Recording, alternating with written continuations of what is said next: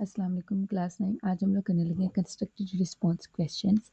First question है हमारे पास, इस kinetic molecular theory of matter apply to the plasma. क्या काइनेटिक मॉलिक्यूलर थ्योरी जो है वो मैटर की प्लाज्मा पे अप्लाई की जा सकती है? डिस्क्राइब ब्रीफली से ब्रीफली जो है वो डिस्क्राइब करना है। तो हम यहाँ पर कहते हैं yes, the kinetic molecular theory is also applicable to the plasma state.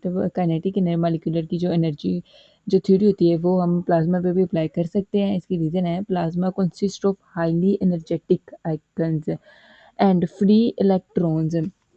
Plasma जो है वो हाईली एनर्जेटिक्स आइकन्स और फ्री इलेक्ट्रॉन्स पर मुश्तमिल होता है, दैट मूव रैंडमली, जो कि रैंडमली मूव करते हैं एट वेरी हाई स्पीड, एक बहुत हाई स्पीड पे। Like gases, plasma has no fixed shape और वॉल्यूम। उनका कोई ना ही फिक्स शेप होता है ना ही कोई वॉल्यूम होता है। बट अनलाइक गैसेस, लेकिन गैसेस की तरह इट कंडक्ट इलेक्ट्रिसिटी, वो इलेक्ट्रिसिटी को कंडक्ट करते हैं and response to electric and magnetic fields, और वो इलेक्ट्रिक एंड मैग्नेटिक फील्ड्स को रिस्पॉन्स करते हैं। क्वेश्चन नंबर 7.2 है आगे, Why is mercury usually preferred to alcohol as a thermometric liquid? क्यों मरकरी को जो है वो यूजली थर्मोमेट्रिक लिक्विड से जो है वो प्रेफर किया जाता है? मरकरी इज प्रेफर्ड बिकॉज, इसके आगे जो है वो कुछ 4-5 हमने इसके पॉइंट्स लिखे हैं। इट एक्सपेंड्स यूनिफॉर्मली, वो यूनिफॉर्मली एक्सपेंड करती है विद टेम्परेचर, टेम्परेचर के साथ। इट डज नॉट वेट, वो ग्लास को गीला नहीं करती। Does not wet the glass, वो ग्लास को गीला नहीं करती। Giving a clear museum. It's easily visible, वो ईजीली विजिबल होती है due to its shiny appearance. Mercury जब वो शाइनी होती है तो उसकी शाइनी अपेयरेंस की वजह से वो क्लियरली विजिबल होती है। आगे हमारे पास है, it has high boiling point, उसका बॉइलिंग पॉइंट जो है वो भी हाई होता है as compare to alcohol, and can measure the high temperature, और हाई टेम्परेचर को भी मेजर कर सकती है। It response quickly to the temperature change, और टेम्परेचर चेंजेस में क्विकली रिस्पॉन्स भी करती है। इसके 5 पॉइंट हैं कि ये यूनिफॉर्मली एक्सपेंड होती है, और ये ग्लास को गीला नहीं करती, जिसकी वजह से हमें क्लियर पता चलता है, और ये विजिबल, और ये शाइनी होती है जिसकी वजह से क्लियरली विजिबल होती है। इसका बॉइलिंग टेम्परेचर पॉइंट जो है वो हाई होता है, और वो हाई टेम्परेचर को जो है वो कर सकती है मैयर। और ये जो है वो जब भी अगर कोई टेम्परेचर में चेंज होता है तो उसको क्विकली रिस्पॉन्स उसका करती है। अगला हमारे पास क्वेश्चन है, why is water not suitable for use in thermometrics? Water जो है वो सूटेबल क्यों नहीं है थर्मोमेट्रिक्स में? विदाउट कैलकुलेशन, कैलकुलेशन के बगैर gas the equivalent temperatures of 37 K on the Celsius and Fahrenheit scales. सबसे पहले बताते हैं कि ये सूटेबल क्यों नहीं है। इस क्वेश्चन के 2 पार्ट्स है। पहला ये यहाँ तक जो क्वेश्चन मार्क है, यहाँ तक जो है एक क्वेश्चन है कि क्यों सूटेबल नहीं है, और आगे जो है हम लोगों ने 373 को केल्विन को कन्वर्ट करना है सेल्सियस एंड फ़ारेनहाइट में। तो सबसे पहले देखिए, water is not suitable because it expand irregularly, वो इरेगुलरली स्पेंड करता है between 0 degree Celsius and 4 degree Celsius. It wet the glass, जो हमारे पास वाटर होता है उसकी वजह से ग्लास ऑब्वियस सी बात है गीला होता है, बर्तन धोते हैं गीले हो ही जाते हैं। तो हमारा ग्लास जो है गीला हो जाता है, जिसकी वजह से हमारी रीडिंग डिफ़िकल्ट होती है। और it freeze at 0 degree Celsius and boil at 100 degree Celsius giving a limited temperature. आगे देखिए, मरकरी का जो टेम्परेचर था वो बहुत ज़्यादा था, उसका हाई टेम्परेचर था, वो हाई टेम्परेचर के जो टेम्परेचर में चेंज था उसको मेजर कर सकती थी। लेकिन हमारा जो वाटर है उसका 0 डिग्री पे फ्रीज हो जाता है और 100 पे बॉयल हो जाता है, दैट्स इट। इससे आगे वो नहीं जाता, जिसकी वजह से एक लिमिटेड हमें देता है टेम्परेचर की रेंज, जिसकी वजह से टेम्परेचर को मेजर करना जो है डिफ़िकल्ट हो जाता है। आगे है हमारे पास कि इसको हमने इवैल्यूएट करना था 373K को। इनके फार्मूलाज भी बुक पे दिए हुए हैं। न्यूमेरिकल प्रॉब्लम्स में आपने किया होगा कि कैसे हम लोगों ने टेम्परेचर को जब एक दूसरे में कन्वर्ट किया है। तो हमारे पास जब 37 की उन्होंने विदाउट कैलकुलेशन बताया था, तो ये बात आपको याद होनी चाहिए कि न्यूमेरिकली भी आ सकती है कि जब हमारे पास टेम्परेचर केल्विन में हो 373 के, ठीक है। तो हमारे पास सेल्सियस में 100 डिग्री होता है और फ़ारेनहाइट में जो है वो 212 होता है। अगर 212 फ़ारेनहाइट में दिया हो तो सेल्सियस जो है वो हमारे पास 100 डिग्री होगा और ये 373 की होगा। मतलब ये इसके इतना इतना ही ये रहता है एक दूसरे के, लाइक 100 डिग्री सेल्सियस और 212 फ़ारेनहाइट एंड 373 केल्विन, ये तीनों जो है वो आपने याद कर लेने हैं विदाउट कैलकुलेशन। आगे हमारे पास आता है mention two ways in which designs of a liquid in glass thermometer may be led to increase its sensitivity. हमने दो डिज़ाइंस बताने हैं लिक्विड इन ग्लास के। The sensitivity of a thermometer can be increased by using a narrow capillary tube, using a large bulb containing more thermometric liquid. तो ये बस simple से 2 lines है लिखने के लिए। आगे हमारे पास आता है 1 litre of water, 1 litre water is heated by a stove, एक स्टोव की मदद से हमने उसे गर्म किया है and its temperature rise by 2 degree Celsius, इसका टेम्परेचर जो है वो 2 डिग्री सेल्सियस अप हो गया है। If 2 litres of water are heated, अगर 2 लीटर जो वाटर है उसको गर्म किया जाए ऑन द सेम स्टोव पे, सेम चूल्हे पे फॉर द सेम टाइम, उतने ही टाइम के लिए, what will be rise in the temperature, तो उसका टेम्परेचर जो है वो कितना होगा। पहले हमने जो 1 लीटर हमारे पास वाटर था उसको हमने गर्म किया तो 2 डिग्री सेल्सियस पे हो गया, ठीक है। अब वो कह रहे हैं कि दो, पहले 1 लीटर था, अब 2 लीटर को लें और उसको उतने ही टेम्परेचर पे वही स्टोव पे उतने ही टाइम के लिए जो है वो गर्म करें, तो उसमें टेम्परेचर का राइज कितना होगा वो बताना है। सेंस ट्वाइस द अमाउंट, जिनकी हमारी जो अमाउंट है वो ट्वाइस होगी ऑफ द वाटर, वाटर की require twice as much heat for the same temperature is rise, heating it for the same time provide the same amount of the heat, therefore the temperature will be rise by the 1 degree Celsius. तो हमारा अगर water increase हुआ है हमारा time भी जो है वो भी इंक्रीज होना चाहिए था, लेकिन उन्होंने हमें टाइम जो है वो उतना ही दिया है, तो उतने टाइम में हमारा जो एक आधा जो है ना वो 1 डिग्री सेल्सियस तक जो है सिर्फ हमारा वाटर बॉयल होगा, 2 डिग्री सेल्सियस नहीं होगा, क्योंकि हमारा वाटर जो है 2 लीटर का है, ठीक है। तो ये बात भी आपको पता ही होगी, जब पानी थोड़ा आप डालते हैं किसी भी बर्तन में वो जल्दी गर्म हो जाता है, उतने ही टेम्परेचर पर अगर आप ज़्यादा पानी रखें तो उसे बॉयल होने में ज़्यादा टाइम लगेगा।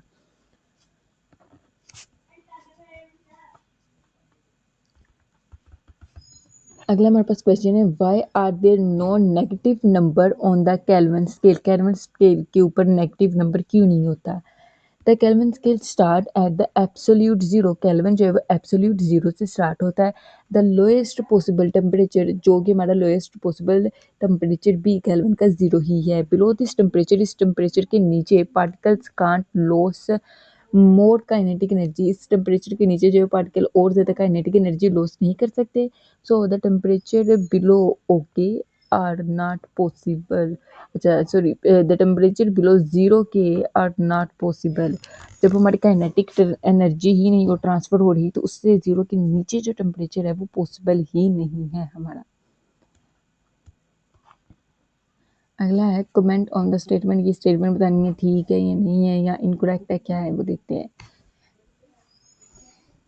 अ thermometer measure its own temperature, एक थर्मोमीटर जो है उसका अपना ही टेम्परेचर मैयर करता है। The statement is correct, statement जो है वो करेक्ट है। इसकी रीज़न क्या है। A thermometer accurately measure its own temperature, एक थर्मोमीटर जो है एक्यूरेटली अपना खुद का टेम्परेचर मैयर कर सकता है। When placed in contact with a body, जब किसी बॉडी के कॉन्टैक्ट में आता है, it exchange heat until both reach the same temperature, वो अपनी हीट को चेंज कर लेता है जब तक दोनों एक दूसरे के टेम्परेचर तक नहीं पहुंच जाते। एट दैट पॉइंट, उस पॉइंट पे the thermometric temperature equal the body temperature, so it's reading give body temperature, तो उसकी जब टेम्परेचर अच्छा थर्मोमीटर से वो खुद की रीडिंग करता है, ठीक है। तो जब हमने किसी बॉडी का जो है वो रीडिंग करनी हो, तो जब हम उसको बॉडी के पास प्लेस करते हैं तो दोनों जो है ना थर्मोमीटर उसकी रीडिंग को जो है वो अपनी रीडिंग के अकॉर्डिंग सेट कर लेता है। लाइक अगर हमारा टेम्परेचर हाई है तो वो खुद को भी हाई लेवल पर लेके चले जाता है, जिसकी वजह से हमें थर्मोमीटर का टेम्परेचर जो है वो पता चलता है, क्योंकि थर्मोमीटर भी जो हीट अप हो जाता है वो भी उतनी ही हीट पे चला जाता है, तो हमें उसका टेम्परेचर का पता चलता है, ठीक है। There are various objects made of cottons. Cottons मतलब रुई से जो बहुत ज़्यादा ऑब्जेक्ट्स बनते हैं, वुड, प्लास्टिक, अच्छा वुड से भी, प्लास्टिक से भी एंड मेटल से भी। ऑन अ विंटर नाइट, एक सर्दियों की रात में, कंपेयर देयर टेम्परेचर, उनके टेम्परेचर को कंपेयर करें with the air temperature, air के टेम्परेचर के साथ, bye touching them with your hand, अपने हाथों से टच करने के टच करके। All the object and the surrounding air are approximately at the same temperature। जितने भी ऑब्जेक्ट हैं और उनके आसपास की जो हवा है उनका टेम्परेचर जो है वो सेम होगा। इफ़, अगर they have been left together, अगर वो इकट्ठे पड़े होंगे फॉर अ लॉन्ग टाइम, एक लंबे वक्त तक अगर वो इकट्ठे पड़े होंगे। हाउ एवर मटीरियल फील्स कूल्डर, जो मटीरियल्स होंगे लाइक हमारे कर्टन्स, वुड, प्लास्टिक और मेटल, वो ज़्यादा कूल फील करेंगे because they conduct the heat away your hand, वो आपके हाथों से हीट को दूर खींचेंगे much faster than the curtains, would and plastic.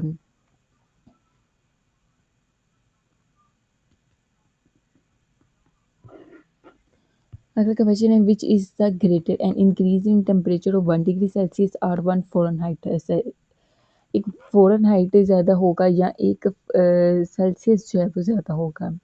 तो हमारे पास 1 सेल्सियस जो है वो इक्वल होता है 1.8 डिग्री फ़ारेनहाइट के।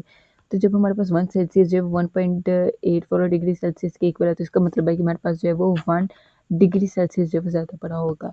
So an increase of 1 degree Celsius is greater than an increase of 1 Fahrenheit because 1 degree Celsius is equal to 1.8 Fahrenheit।